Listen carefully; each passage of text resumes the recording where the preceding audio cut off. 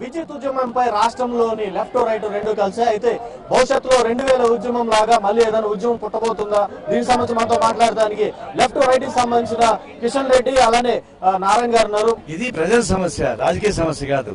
ప్రజల సమ్మె అన్ని రాజకీయ పార్టీలకు సంబంధించినటువంటి సామాన్య ప్రజానీకంతో పాటు అందరినీ పీడిస్తున్నటువంటి సమస్య కాబట్టి ఇది రాజకీయ పార్టీల భేదాలకు సంబంధం లేకుండా ఎవరందరికీ వాళ్ళు స్పందించి ఆందోళన సాగిస్తే బాగుందని చెప్పేసిన మా అభిప్రాయం. అదే ప్రకారం అన్ని రాజకీయ పార్టీలు స్పందించినాయి. దీంతో బీజేపీ కూడా ముందుకు వచ్చింది. సిద్ధాంతాలు కూడా ప్రజానీకానికి ఉపయోగపడింది.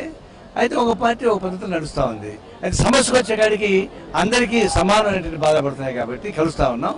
ముఖ్యమంత్రి గుర్తుంచుకోవాల్సి ఏంటంటే మీరు ఇది సమస్య సామాన్య ప్రజలకు ఉపయోగపడే సమస్య. ఇది రెండవది రాజకీయంగా మీరు హామీ ఇచ్చారు, మీరు హామీ చోట్ల పొందారు కాబట్టి మీకు రాజకీయ నైతికత లేదని చెప్తా ఉన్నాం.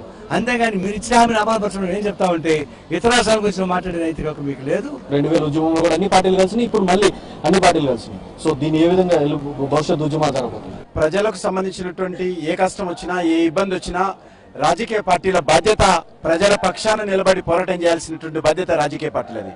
ఒక్కొక్కసారి విడివిడిగా చేస్తాము. సమస్య తీవ్రతను బట్టి మరి చట్టసభల్లో బయట కలవాల్సినటువంటి అవసరం కూడా ఉంటుంది. ఒక రాజకీయ పార్టీగా మేమందరం కూడా కలిసి ఈరోజు ప్రజల పక్షాన నిలబడాల్సినటువంటి బాధ్యత ఉన్నది. రేపు వామపక్ష పార్టీలు ఆల్రెడీ హైదరాబాద్ కలెక్టరేట్ నిరసన తెలుపుతున్నా, బీజేపీ ఏమైనా సంఘీభావం తెలుపుతున్నా, అలానే April 9 కూడా ఏమైనా సంఘీభావం తెలిపే అవకాశం ఉందా రాష్ట్ర బంద్కి? తప్పకుండా ఈరోజు వచ్చినటువంటి అభిప్రాయం తీసుకుని మా రాష్ట్ర పార్టీలో చర్చించి ఇందులో పెద్దగా అనుమానం చేయాల్సింది, పెద్దగా ఆలోచించాల్సింది ఏం లేదు. ఖచ్చితంగా సరైనటువంటి నిర్ణయం తీసుకుంటాము. అందరం కలిసి కట్టుగా ఉద్యమంలో పాల్గొంటాము.